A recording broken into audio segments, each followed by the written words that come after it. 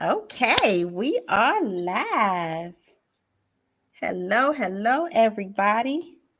Come on in and make yourself comfortable. I just have to share this to my page to make sure that I tell the people that we are here. Hi, Trina. All right. I'm glad you can make it. So we will get started in just a second. I'm just sharing it. Let's see. Okay, so I have shared. Get that. Get these logistics out of the way so that we can enjoy this conversation. So come on in the room, everybody. Welcome.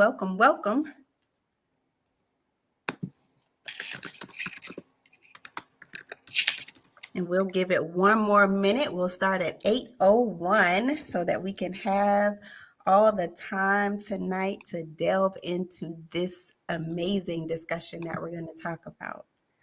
Yes. Mm-hmm. I am super excited. Yes. I'm going to Yes. share that too.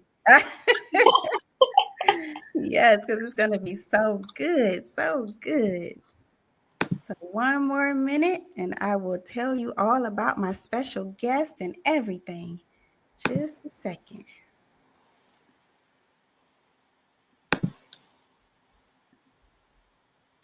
Come on in the room. All right, so by my clock, it says 8:01. So we're going to go ahead and get started. So if this is your first time tuning in, welcome to another episode of Relationship Talks. I am your host, Siobhan Carter, the You Relationship Coach. And what that means is I am passionate about all things concerning relationships, especially the relationship that you have with yourself.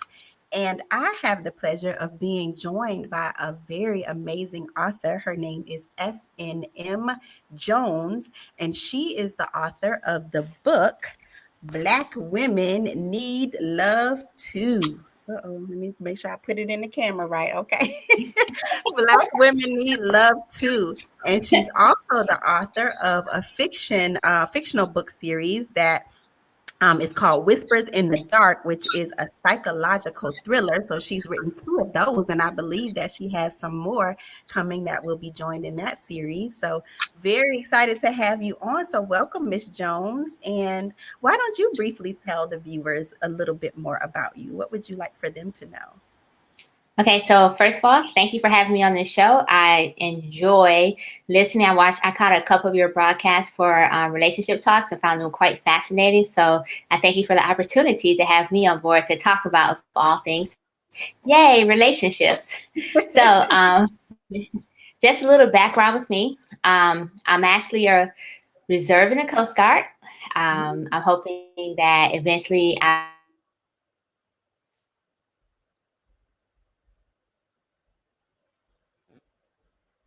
retiring from the Navy. It froze up.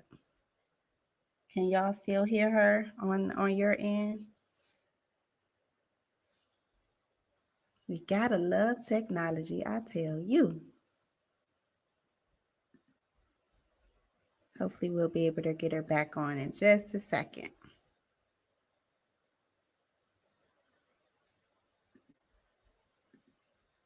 Just when we were getting into the good, you cannot hear her. Okay, Trina says she can't hear you. So Miss Jones, we can't hear you. I don't know if you're still talking.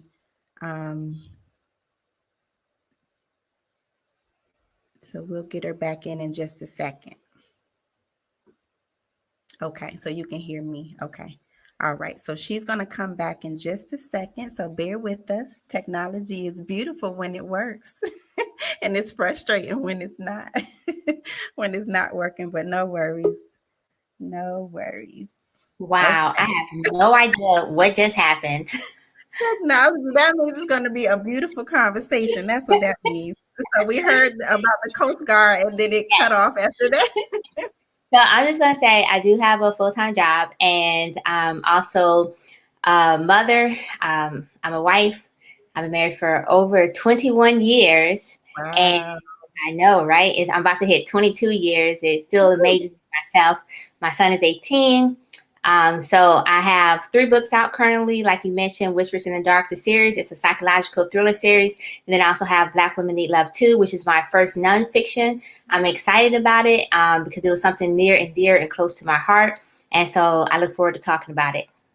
Yes, yes. And listen, okay, so I really need y'all to get this book. I put the link to where you can purchase this book in the description of this video so that you can just click the link, go to Amazon and purchase this book. And once again, if you're just tuning in, we're going to be talking about Black Women Need Love Too, which is Miss Jones's latest book. So just to give you a little snippet before we get into the conversation, this book takes a look at the origins of the stereotypes of Black women and see if we can break the programming and narrative that has been pushed on us since we came out of our mother's wombs. And while we're at it, let's take a look at a few of the stereotypes that have been assigned to Black men and how that has also affected our interaction with each other. So we're not just talking about Black women tonight, we're talking about Black men as well, and just the whole relationship dynamic. So this is going to be a really great discussion. So let's dig on into it. So what inspired you to write this book? So, to be honest, it's because over the past 4 years, almost 5 years, I was seeing an increase in what I call hate rhetoric towards Black women. And I was trying to figure out why was there so much disrespect towards the Black woman? Why was there, and when I say disrespect, I also mean as far as Black men and others using the Black woman as the butt of all their jokes, right? So it was like, well, you are so one, the disrespect just for being a Black woman. Two, all the stereotypes that were associated with that disrespect. And I think there's 2 things that really pushed me over the edge that made me want to write this book and delve into this was there's 2 very popular influencers. I actually believe they hate women in general, but that's just my personal opinion. Okay. But because they're Black, they target Black women. And one of the influencers, when Serena Williams got married, he had this huge podcast and broadcast about, and Facebook page literally about why no one should have married Serena Williams. And Wow. before that, exactly. And before that, he was constantly dissing Black women in general, saying that we're the most dysfunctional, we're the most, and I came upon his page by accident. But I try to get different perspectives depending on what I'm doing. And so when I saw all this hate, I was like, so I made a comment and was like, are you upset that she got married or are you upset that somebody white married her? Because you're on this page and you're a pro white and everybody else, anybody but the Black woman, basically. And so I felt the need to educate him and ask, like, well, I won't even say educate him, but just to say, hey, so why is this such an issue? Why does it bother you? Because if Black women were so unattractive, is it because a white man found her attractive and married her, despite all the things that you called her, such as a baboon and so forth? And it was like, so what was your issue with her? And then there's another person who I ran across, and this wasn't even a social influencer. It was one of the football players. He had his girlfriend, and they're making jokes about Black women on why he only date white women. And they're like, oh, Black women, first of all, you wear weave. And I wanted to say, wait, technically weave and wigs originated with the white population and the white man who wore them in official stance while they're in the British court and so forth. And it just got a bad name once it translated to Black women started wearing it. And then it was like, oh, and you don't know how to cook, clean. And I'm like, Black women don't know how to cook. Hold on a second. Wow. Like, wait a minute. I ain't never heard this. And so and it was just an overgeneralization. And it was this white woman who was saying all of this, but her NFL boyfriend was co-signing on everything that she said. And it was like, well, what happened? So are you saying your mother, your sister, if you have a sister, your aunts, your cousins, so you're saying that you have this much hate towards the Black woman that you're going to co-sign on this white woman saying all these horrible things about. So I wanted to basically unpack the stereotypes because at the end of the day, I wanted to know, where does division come from? Where do the stereotypes come from? How can we change the narrative so that we can start uniting as a nation? Because every other nation, and when I use the term nation, you have all the Chinese, you have all the Koreans, you have all, I won't say all the white, because they're also broken up into Irish, Italians, and so forth. But when they come together, they consider themselves a nation. Well, we don't have a black nation because we don't seem to have that unity that comes with being a nation. You can Yeah. look at every other culture for the most part, and you can see that the amount of disrespect shown to the black woman is solely on the black woman. And Yeah. and therefore these other races feel it's okay because we do it to ourselves. Not only black Right. men, but black woman to black woman. Yeah, yeah.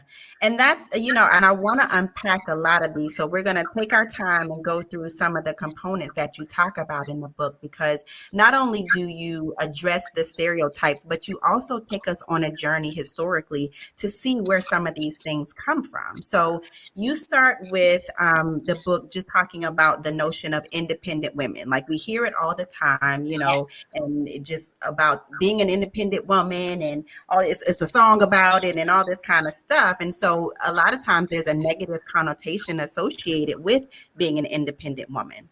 And so in the book, you discuss how Black women have been criticized for being too independent without realizing how our independence is derived, like where it even comes from, and that it comes from slavery, and how Yes. the African woman learned to solely rely on herself. So I would love for you to kind of tell us a little bit more about that and just break that down. Okay, so the independent woman, first of all, I want people to know that you can be a strong, independent woman, but you need to be a strong, independent woman within your, I want to call it within your, I want to say within your culture, right? And so what Mhm. happened is when we take the word strong and independent, we automatically assume that means, oh, I don't need a man, I don't want a man. And I'm not saying that you need or want a man, but we're the only culture that actively pushes the man away and say we Mhm. got this on our own. Why is Yeah. that? Why are we the only culture that don't recognize yin and yang, right? Mhm. Or male and female? Or, and I understand this is outside of those who identify as LGBTQ and whatnot, right? So I'm not Yeah. talking about those relationships because that's a completely separate topic for them to Mhm. discuss and so forth, right? I'm not Right. an expert on that at all. And so, Mhm. with that being said, this all originated during slavery, actually, and it was something that has been reinforced. I'm not sure how many people heard of post-traumatic slave syndrome, Mhm. which was a phrase that was by Dr. Joy DeGruy, and Mhm. she basically talked about how trauma is passed down through your bones and through your, so that ancestral trauma is passed down, but not only that ancestral trauma is passed down through your bones, but their knowledge is passed down too. And when I say knowledge, I mean they reinforce certain traits. So let's go to the independent Black woman. When she first came aboard, and the first thing the slave master did was buck breaking. I prefer not to talk about buck breaking because if you don't know about it, it was just a horrible experience for the Black male that Mhm. involved rape and humiliation. And Mhm. so, but they would do it in front of the Black woman so that he can say, hey, you think this Black man who's supposed to be your husband is supposed to protect you, but look, he can't even protect himself. And he'll do Wow. it, they'll do it in front of his woman, his child, and so forth. And then, so as we move on, as once you get acclimated to being a slave at that time, then it became, well, we have this, we now going to take this Black man and we're going to set him down a river, or we're going to control how much interaction you have with this Black man. So Mhm. at the same time, you have that the male child and the female child, and they're watching their mother saying, okay, well, let me just rely on myself because I never know what the master going to do. One day he might sell my man down the river, or he might get beat to death. So let me start relying on myself. So that was the first internalization of the independent Black woman.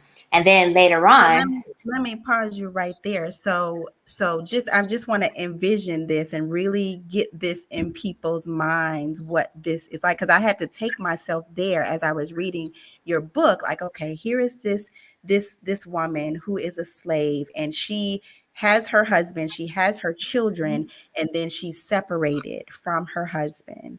And you said possibly from her children as well, like right, if they sell the children. And so now she is left to fend for herself. So it's like something has to kick in, a survival mode almost has to yeah. kick in just in order to make it through. So I just want people to really hear that, and just get that in our minds, that that's where that's in our history, that's in our ancestry. But go ahead. Well, no, that's actually exactly what it was. It was a survivor mode because if you got too comfortable, you never know what's going to happen. So, can you imagine being somebody who's constantly been knocked down, hit, punched, and but you keep jumping back up, even though you're assuming that the next day you're not going to be knocked down, the next day you're Yeah. not going to be hit, not going to be punched, and then it happens again and again. So you start finding survival instincts start kicking in, and if they can't do it's the run, fight, flight, right? So they can't do any of that, then they turn internal. And so they become, that's when the strong, independent Black woman was, because she can only rely on herself to take care of her Wow. kids. Because who knows if her husband or man or whoever stayed on the plantation with her, he may be down at River Jones plantation or whatever. And so now she's once again just herself, self-sufficient. And the masters during that time frame, they actually found this beneficial because it did two things for them. It reinforced their so-called superiority, and I'm going to call it so-called superiority just because we know that it was a false superiority due to like cultural differences and so forth. And so, with that being said, it reinforced that superiority over who they viewed as being inferior, because now it's like, I control your life, so therefore I'm God.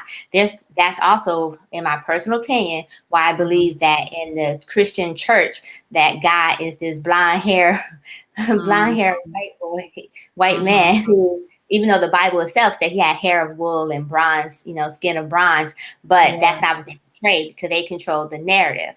So Mm, so that's yeah. one. Then It's it oh, go ahead. Go ahead. Okay, so then it was reinforced. So as time moved on, once the master realized this was beneficial, he actually started to change the roles where the Black woman was propped up as the head of the household, because now she has the kids Mm, and she don't know if her man is here, he's coming, he's going, or whatever's going to happen. So that's when that first Black woman became the head of the household. But then later, to reinforce that, they used Black codes, slave codes. So they already had slave codes, but once they were free, they had the Black codes and they had Jim Crow and so forth, to yeah. reinforce that, taking away the Black man from the Black woman so she can only rely on herself. And then you Wow. have social. So I want to pause right here because I just want people, if you have thoughts, if this is Yes. resonating with you, please chime in the chat as well so that this can be an interactive discussion. We would love to hear your thoughts about this. Is this news to you? Were you aware of these things? Are you seeing the connection that we're making as it relates to this? So I just wanted to invite people to engage in this conversation as well. Yes, please do. I'm always interested in learning other perspectives because what I know may be limited and you may share information with everyone that no one knows, right? And so I think it should be a healthy exchange, because that's the reason why I wrote the book, was so we could have this conversation and start changing that narrative. And so what a lot of people don't realize is that later on, the feminist movement came in and taught the Black woman she needed to be independent again. Except they were fooled and tricked. During the feminist movement, every single white woman in the movement was actually married, but no one paid attention, as far as the leaders, we'll put it that way. But no one Yeah. paid attention that they were married, that they were the leaders. And there were some Black women who were married, but a lot of them weren't, who joined the movement. The second feminist movement also confused the Black woman in the sense that it took, so the second feminist movement occurred at the same time as the civil rights movement, and they actually merged the two movements together because Coretta Scott King, along with some other influential female leaders, were part of the women's movement as well as the civil rights movement. So it just made sense, which was another reason why you saw so many white women involved in the civil rights movement, right? There was an overwhelming number, but it's because they found that together, just like during the first feminist movement, that they got better results and faster results when they merged with what the Black race was doing, right? And Right. so, but even outside of that, and this is the last point I'm going to make, because I feel like I'm just talking a lot now, but even outside of that, because I do want to hear from other people as well. So even outside of that, we also had social constraints put in place, right? So you have welfare, and welfare was the biggest constraint to reinforce the independent Black woman out of any other things they could have done outside the initial enforcement through slavery. And that's So, basically, so So it sounds like it started with the initial slavery with the master and separating, the family and just making this woman have to fend for herself, and then putting her, like you said, head of a household to where she is the one that is in charge and running things. And then it's reinforced, through different things that's going on in our society to say, hey, Yes. you need to remain this independent Black woman. Okay, Yes, got that it. is 100% true. And Yeah. the welfare, a lot of people didn't realize there are two forms of welfare. It was TANF and TANF-U. So TANF was used for Black people, which means if you had an 18-year-old able-bodied male in your household, you could not get welfare.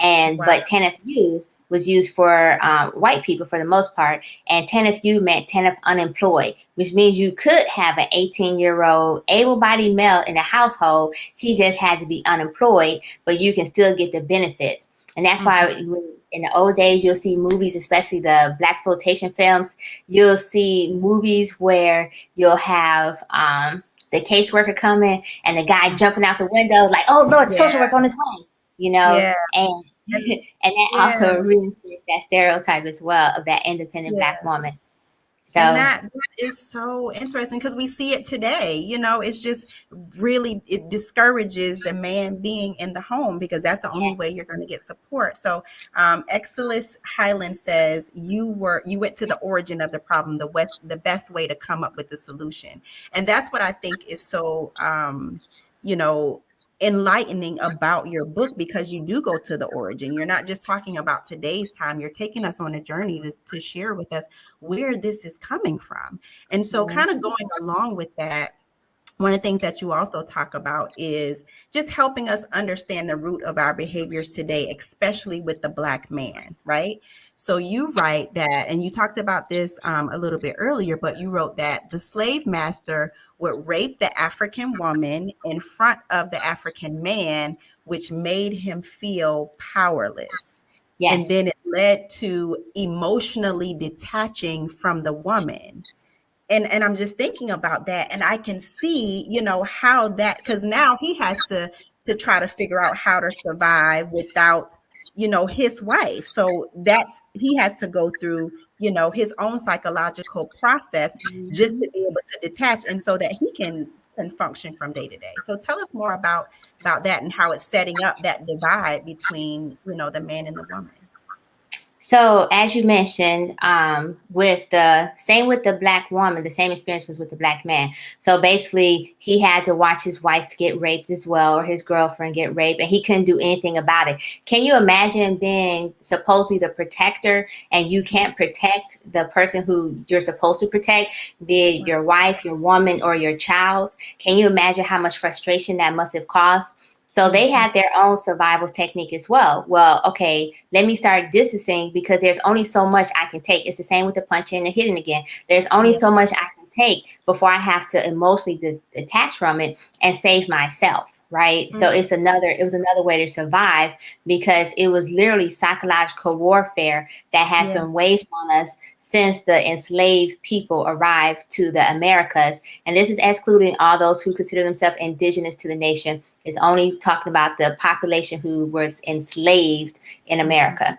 And Wow. so, right. And so this manifests itself today where we see it actually manifested in many forms, right? So we have self hatred, right? Where we Mhm. have Black men who can't stand the sight of another Black man or a Black woman for that matter. That self hatred runs deep because Mhm. that trauma that he experienced, his ancestor experiences here, still here, but it's also Yeah. reinforced through everything we see on the news, the media. If you look at in the news, to be honest, is created to literally make people hate Black people. You would think Yeah. that only Black people committed crimes, even though FBI statistics show that everybody commit crimes at almost the exact same rate. But you can't tell Mhm. that because the Right. news is also creating that narrative that, oh, Mm. Black men in particular can't be trusted, by the way. Mhm. And Yeah. so another way it forms up is when you have people who say, oh, well, I only date white women, right? Because Mhm. Yeah. that was put on a pedestal, right? And they Yeah. can't stand to look at the Black woman because when they look at the Black woman, they're seeing a reflection of themselves. They're seeing a Wow. reflection of their history. And who Wow. wants to see a reflection of the history if your history was supposedly so shameful, right? Yeah. And that's Yeah. another reason why they're constantly showing these slavery movies to remind Mhm. us, like, oh, this is what you were. And Yeah. so who wants to carry that shame? Yeah. And I want to touch on something that Tommy says. She says, I learned it as a teen. They basically breed us and sent the man away once the woman was pregnant or as soon as she Yes, had the baby. So, as she said, it transferred into present day, hence baby daddy. The men make babies and take flight. Yeah. Yeah. And then Monica says, bred mindsets of fear, oppression, and survival yes. mode. That's Wow. exactly what it did. And it's for Mm, the man and the woman. And so yeah. I did want to make a comment pertaining to the make babies, right, and run away. That's actually Yeah. rooted in the Mandingo, right? Yes, yes, yes. So the Mandingo's sole job was to make babies too, right? And Mhm, he got, depending on how many babies he made, he was allowed to go free. And that meant planting the seeds and keeping it moving, right? In my book, I call mhm, it the Johnny Appleseed syndrome, where you plant, and keep it moving because you weren't responsible for those seeds because those seeds immediately became property. And this actually was because of it used to be the seed follows the father, so the father was free, but because of all the raping of the black women, the black slaves, they changed it so that they followed the mother, and that also benefited them financially as well. So it was basically traumatic for them as well. So wait a minute, Miss Jones, we got to unpack this Mandingo because I that was something that stood out to me as well. And I'm like, oh my goodness, look how that is showing up in our society today. Because you said in the book that the Mandingo was considered sexually powerful and was used to sire many kids. Yes, So, and then he was able to just go about and leave the children with the mother, or the mothers, and just, detach himself from responsibility. And that was like supported. That was what the slave master basically wanted him to do. And so, yes. when we look at that today, it's showing up today. And it's so sad because, to be honest, not only was it the Mandingo, but they had stud farms. Like, you know how you stud out horses? That's Yeah. basically what it was. They were studying out the black man. And then he was also considered just powerful in general because he was supposed to be the best fighter. But Mhm. interesting enough, I believe the Mandingo actually originated from the Mandinka tribe of Sierra Leone. And Okay. I think that part of it was that a lot of African I'll say this way. I think that's where it probably originated, why they say Mandingo, because Okay.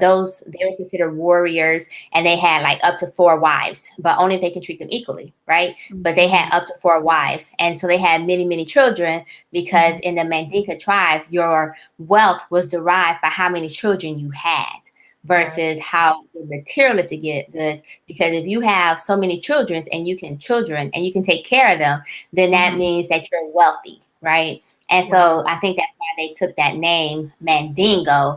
But once Mhm. again, this is my opinion pertaining to the Mhm. Mandinka tribe and why the Mhm. name Mandingo was derived from Mandinka. But I could be wrong. But based on the research that I was doing, I think it's highly likely to connect the dots. But with that Okay. being said, this translates into all those baby daddies that you see out here, and they be praising about how they be dropping their seed and like, yeah, I just Yeah. got this pregnant, or I got this blah blah blah pregnant, and they be happy that they got two, three women pregnant at the same time. I was watching, Mhm. and I don't know if anybody else watched this show. It was like Fix My Life. Yes, Um, reality fix my life. Yeah. Yay! And Yeah. this they had one show where she had a three men on there, and they had 100 kids, Oh my and goodness. What? it was like, how do you have 100 kids between three, or maybe it was four men? Women. And they basically was like, it started off that, just a feel good, and it just snowballed where they just couldn't take care of their kids. And but Mhm. they kept having kids. They couldn't stop that syndrome or Yeah. that need to keep having kids to populate. So I think it's a shame. And then because of our own trauma, we kind of give them a pass for Mhm. moving, planting the seed and keeping it moving. Because guess what? We that strong, independent black woman. And so we got Exactly. it. We're gonna take care of our We're own, gonna but take care of not the kids. We're recognizing gonna handle it whether he's there or not because that's what's right. been instilled in us. Yeah. Yep. Exactly. So we Yep. see it play out in that way where, and then as a matter of fact, some black women will go to the point of saying, you know what, I don't need him in his life, or my child's life. But at the same time, what they don't realize, and this is why I want to change the narrative, they don't Mhm. realize their little son or their daughter is listening to that, and they're already programming them with the same narrative that, that, oh, black men going to be players. They're going to be a baby daddy. And they're already telling their son it's okay to just leave the baby with this woman because she's strong, she independent. So, not recognizing who's in our surroundings also plays a role in that. Yeah, yeah. And Tommy says one of the shows on the Y'all Fix My Life, the guy had 34 children by himself. And I remember that episode when the guy had 34 children. And I remember the visual that she gave him of having I think it was 34 baby dolls that she had, and just showed him how you can't even attend to them, properly, because there were so many, and he was just continuing to plant seeds. But when you were talking about the mothers and how they are with their children, especially the son, in your book, you talk about the origin of a Black mother smothering her male child and where that comes from. So a Yeah. lot of us, can attest to how a mama is serious about her son, honey, and she will, treat him maybe differently than she does with her daughters. And so tell us a little bit more about where that comes from, and how that came about. So that's also unfortunately rooted in slavery as well. So Mhm. basically, what happened was during slavery, the mother became more protective of her son because the master was more likely to kill the son over the Mm, slightest infraction and so forth. So what she did was baby that son because she never knew when he was going to be sold downriver or killed. And because, as you know, and society continues to prove that the Black male seed is considered dangerous. And mm, there's an extermination process of trying to exterminate the Black male seed. So when you mm, see all these unarmed Black men, and I want to say for the record, just as many unarmed Black women has been killed as well, but they don't get as much visibility. But when you see the unarmed Black man being killed or the Black boy being killed, it has nothing to do with the fact that they thought he was a threat, at least physically. It has everything to do with the fact that his seed is a threat, because it takes 6 generations to remove the Black gene, but it only mm. takes 1 generation to put the Black gene into another, we'll call it race. We'll put it that way. And Wow. so, So with that say being that again. said, So you said it takes 6 generations to kill the Black seed. Is that what you said? yes, to remove the Black To gene. remove That's the why Black gene. Okay. Mhm. And it only takes 1 generation to put it back in. And Mm, so that's why you have so many laws against interracial relationships back in the mhm, day, because mhm. it only took one time and now that baby's Black, right? Right, But it takes right. 6 generations of lightening and whitening the line, we'll call it that, or Mm, whichever race they're intermingling with, to mhm. remove the Black gene. And Wow. so, with that being said, back to that smothering. So, because the Black woman, as a slave, Mhm, knew that her child was going to be a threat the minute he hit 12, 13, 14, 15, and so forth, she did mhm, everything in her power to make him feel safe and loved in the home. This on his mhm, face is not a bad thing. Unfortunately, at the same time, she encouraged her daughter to be independent, right? And so mhm. she kind of pushed her daughter away. Sometimes you find mothers and daughters in almost a combative relationship, and you're like, why are they Yeah. so combative with each other? Mhm, And mhm, where it seems like there's almost a hatred, but it may not necessarily be hatred. It's that her way of showing that she's pushing her daughter to be independent. But back to this mhm, mothering of that Black male child, mhm. because they're so afraid, especially once they hit the so-called 18-year-old, of what was going to happen. It was like, hey, while you're here, I'm going to do everything I can. I'm going to keep my tit in your mouth so that Mhm. you can just suckle, suckle, suckle, suckle, and not Yeah. have any responsibility. Don't worry about that over there. And that translated to today, too, because you still have Black boys being killed at an alarming rate, not only by their own race, which once again, I would like to make it known that Mhm, every single race kill their own at the almost the exact same rate. So mhm, just as a fact, Black on Black crime is not a thing. If it is, then there's white on white crime, Hispanic on Hispanic crime, and so mhm. forth that kills at the almost the exact same rate.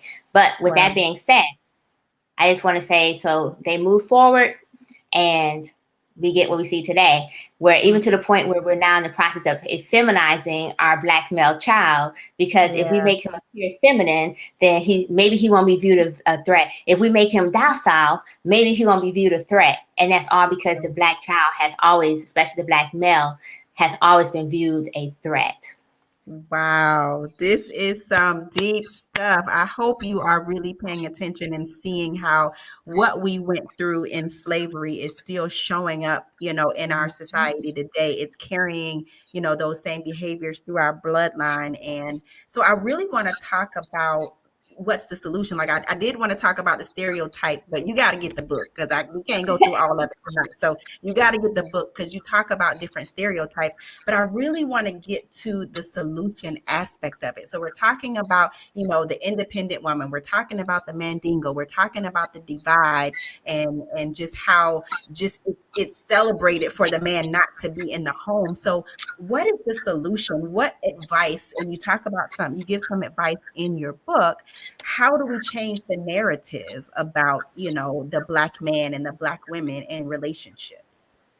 So the first thing that I would like to say is that we need to start controlling our media again, because a lot of the things that we do in life is shaped by media. And when I say media, I mean our music, what we watch on TV, the news, every form of media, print, paper, whatever, it shapes who we are and what we follow and what we listen to. So let's go for an example. I'm a huge fan of, okay, so I'm a huge fan of Supernatural and supernatural type stuff, as well as crime, mystery. And if you ever notice when there's one Black character, especially if it's a Black woman, she's that sassy, take no nonsense, head snapping, rolling Black chick in the white crew, right? And so that's that strong, independent, aggressive Black woman there. And it's because the movies show that, and so they reinforce that. So recently, they're doing the Powder Puff Girls. I had to say it softly because I don't know. I was a huge fan of the Powder Puff Girls. And with that being said, they cast a Black woman as, guess who? Come on, Somebody guess. with attitude. Somebody with Yes, attitude. that's right. They cast her as the person with the attitude, the only Powerpuff who's always like, yeah, in your face, I'm gonna punch you in the mouth. Say something I don't like. And it's one of those things where, so we're either the slave, we're the maid, or we're the Jezebel gold digging slut hell, or we're the strong, independent, sassy, I don't take no nonsense ball breaker. And so owning our own media and changing that narrative. And when I say own our own media, remember when BET used to be Black owned? BET is no longer Black owned. It has not been Black owned for quite some time. It's been sold to Viacom. There's other subsidiaries that have started that are actually Black owned now. Like TV One, I believe is still Black owned. But the shows, the TVs that's not necessarily Black owned, they show what they think we want to see, which is the hood movie, which is so just changing some of that narrative and controlling what we see in print and paper. Every time you open up a newspaper, if you still read newspaper, because now everything's online, there's all these stories. And guess who's leading in crime, apparently, but it's actually false if you don't go to FBI stats. But who's leading in crime is a Black face. They point the Black face. Sometimes it's not even a Black person. The Black person could be the victim, but his face is on and her face is on it. So that's the first thing. The second thing is before we go into the second thing, I want to highlight someone that is on YouTube. He said, to be honest with you, as a representative of invisible indigenous men, I rather focus on farming to provide free crops into multiple products for my 5 tribes. I am fine with being a perfect man. So first of all, kudos to you for, I actually think that's actually a solution as well, is that we need to start supporting Black-owned businesses to include Black-owned farms, because especially during this last, we'll call it administration, Black-owned farms, a lot of them started to go under because the subsidy was not there for them. And at the same time, because of COVID and so forth, there was also a suffering as well. So I do support that statement. I do believe, I'm still laughing at the perfect man. I don't believe that anybody is perfect, but I like the fact that you say that you're the perfect man, because and one of the things that I talk about is the positive affirmations to get you through the day, because some of it has to start with us. Some of it has to start with self-love. And how do you love yourself if you don't already? Positive affirmations work with that. So stating, I am the perfect man, it is an example of a positive, affirmation. Yeah, and he does go into what that means. He said, "A perfect man is one who has no children of him, but of his total tribes, can provide a future for his genetics, and no wife because the children need a better future. Focus Yeah. on children." Yeah, okay, So all I right. agree. I agree. Mhm, So part of changing the conversation and helping the changing the narrative is what we expose our children to as well. So I'm a mhm, member of I'm a board member for TC Youth, which is a nonprofit organization. Our motto is "It takes a village," and so what we try to do is provide assistance to children between the ages of 12 and 18, regardless if they're going to college or not, to set them up with like financial literacy classes. mhm, Basic childcare, I mean, not basic childcare, but basic life skill classes, things that's mhm. no longer being taught because the children are our future. But in order to Yeah, change the narrative, we also have to change what we think and how we view each other as well. I'm a huge, mhm, big fan of the village concept. I believe that if we resorted back to the village concept, that will benefit some of these stereotypes and so forth will yeah. actually change and that it'll benefit us as a nation in general.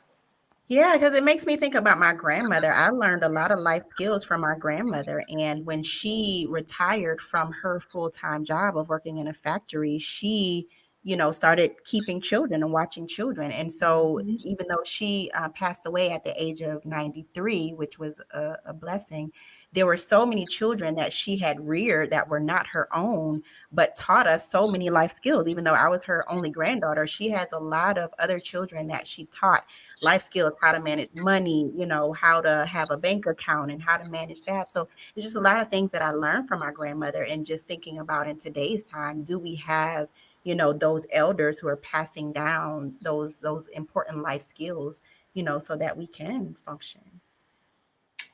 I'm going to say, unfortunately, we don't. Yeah. I don't know where. So with our nation, we had an oral tradition, and in some cases, the oral tradition has fallen by the wayside. There's not a lot of elders who's passing that information on, and there's also, I think, part of it is because we went through a phase where after the civil rights movement. It was all about I got to get mine, I want to get mine versus, and we accepted the individuality, right? Versus Mhm. accepting that we're still a collective. And that's why these stereotypes damage us as a collective. Because to Yeah. be honest, if we can't unite within our own nation, then how can we have Black unity? And Mhm. even if we can't have Black unity, then how can we have Black economics? Because without Black unity, that means we're not buying Black, we're not supporting Black, Right. we're not owning Black, right? Mhm.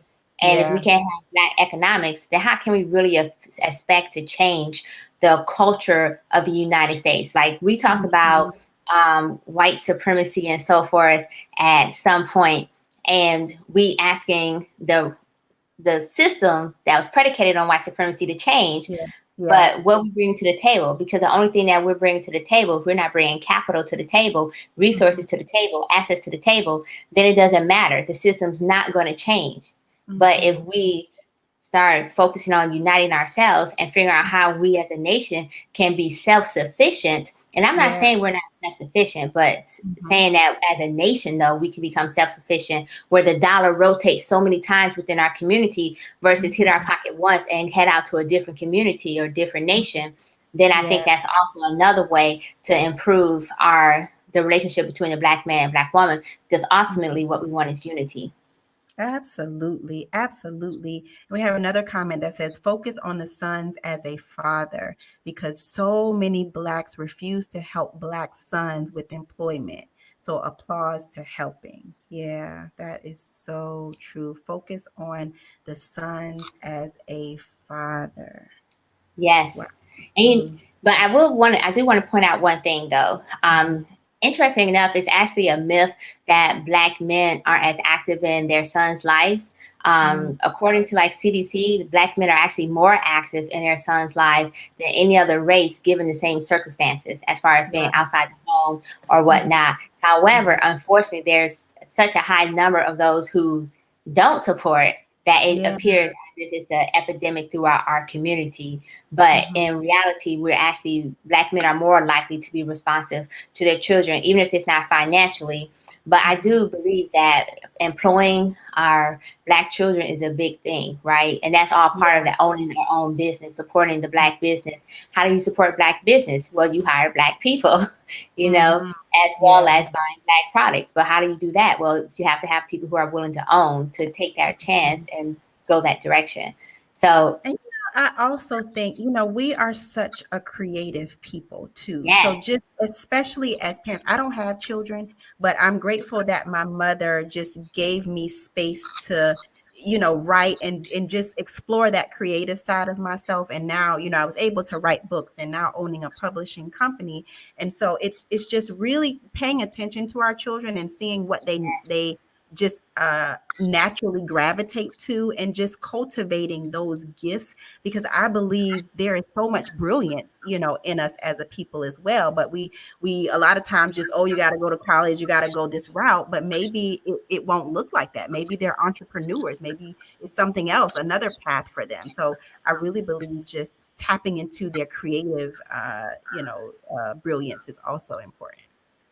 so I want to say this. First, I want to give a shout out to Barbara. She just said she made it. That's Sister Goose and her Okay, awesome Barbara. but anyways, so one of the things that I also want to say pertaining to that is that what we fail to realize too is that, sorry, I got distracted. I just saw somebody else say their husband. Okay, I need to start reading the comments.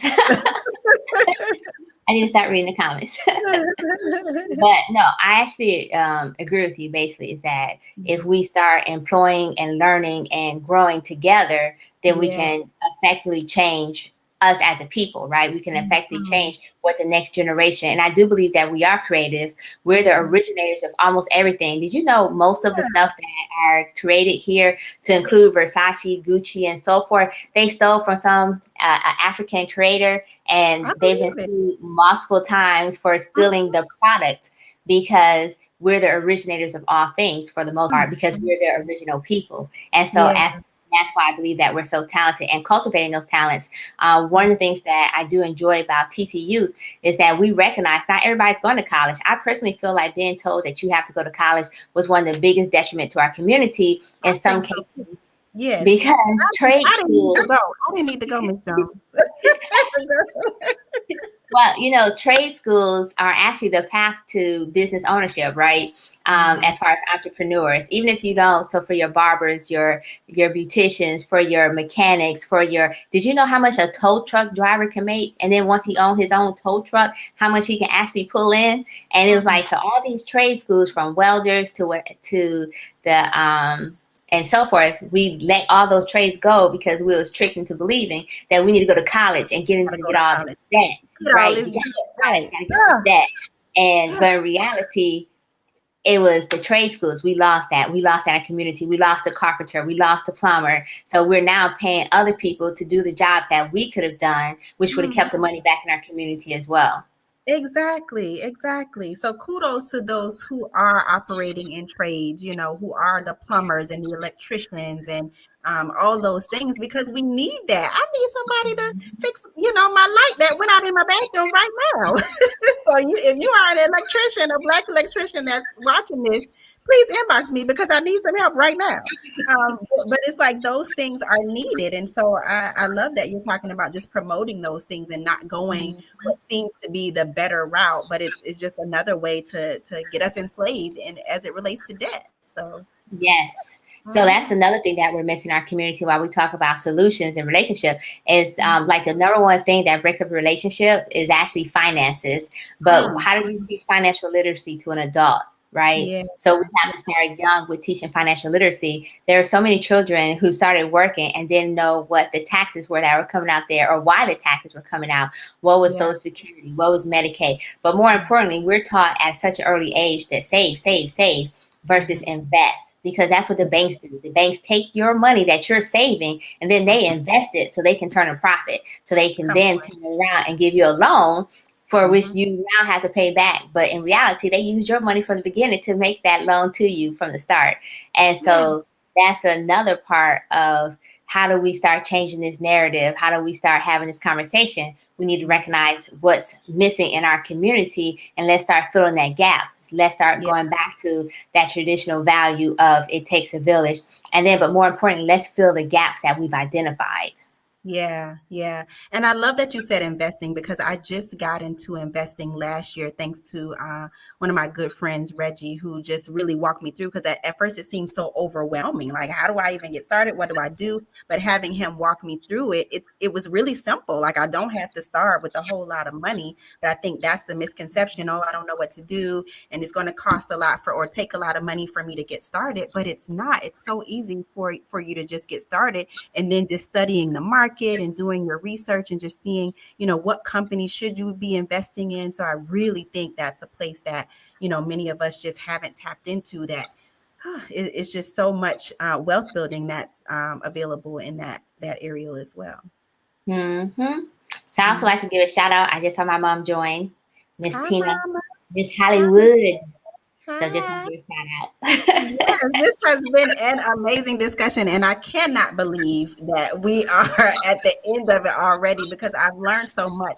And like I said, you have got to get this book, ladies and gentlemen. It's called Black Women Need Love Too by S.N.M Jones. It's available on Amazon along with her other two books that's a part of her fiction series called Whispers in the Dark, and she's going to be adding to that one. But this one is a nonfiction book that is filled with a wealth of knowledge. And I just invite you to be open minded and really just, think about the words that she's writing and just look at where we've come from and how some of that stuff that we talked about is still showing up today and how even myself and you may still be contributing to the slave mentality that we're not even aware of, right? So, before we leave today, any last words that you want to share with the people? How can we follow you? Where can we find you? What's coming up next? All that good stuff. Okay, so what's coming up next? I'm actually working on the prequel to Whispers in the Dark, and I'm working on my next series as well called Devil's Angels Greed, which is a female assassin. And so it's interesting because I have so many ideas and so many things that I'm working on at the same time. So I'm Yeah. trying to also market because, as you know, book sales only occur when you market for the most part. So this is something that I recently really took to heart when I first published the first two books. I really didn't notice about marketing or know enough about marketing to even attempt. As a matter of fact, I didn't even attempt. But with this one, I felt that the message was so powerful and I really wanted to convey it that so I'm doing a lot of marketing as well as I'm also working on the next nonfiction, but this one takes a lot more research and is actually focusing on the children aspect of it because I feel that we need to start. And when I say the children, I mean as far as like let's talk about and unpack why the world view our children at such a young age as adults, regardless of their age, and therefore treat them as adults, even though they're children, right? Yeah. Yeah. So, like, if we take the case of the rapist who was, what was his, the swimming, he was a swimming person, what was it? On the swim team, and he raped some girl, white guy, and he was 23 years old, and they called him a young boy, right? But he was 23. But then Yeah. if you take somebody like Michael Brown, who was actually 18, they call him a man, black man, Yeah. right? Oh, And so it was like, why do we have this narrative? So I kind of want to unpack that. We'll see when that one comes out. But first, I'm going to go through the prequels. So you can find me at S&M underscore Jones underscore writes on Instagram, or you can find me at S&M Jones on Facebook as well as on Twitter. My website is www.snmjonesbooks.com. I have a confession though. Black Women Need Love Too is not putting it on the website. I'm trying to figure out how to redesign it to make it fit Black Women Need Love Too, as well as my specialty, which is psychological thrillers. So if you like psychological thrillers, definitely check those out. I'm a graphic writer. I like to put you in the book itself, regardless if it's nonfiction or fiction. I want you right there with me and seeing what I'm saying, basically, right? So the Whispers in the Dark series is not faint for the heart. It's currently free if you have Kindle Unlimited. And I think that's about it for where you can find me and so forth. I So love it. I just appreciate the research that you've done and just the passion that you have to share this information with us so that we can be aware, so that we can use this to help change the narrative. So kudos to you for the work that you're doing. Thank you. I look forward to the other books that you have coming out so that we can read those and have a whole nother conversation around it. I would love to have you back and talk about that even more. But thank you so much for sharing with us tonight. And thank you all for tuning in and just for the contributions that you made to tonight's discussion. Just, we love interaction. So I appreciate you all. So this has been another episode of Relationship Talks with Siobhan Carter. We do this on Wednesdays at 8 p.m. So until next time, good night and be kind to yourself. Good yes. night.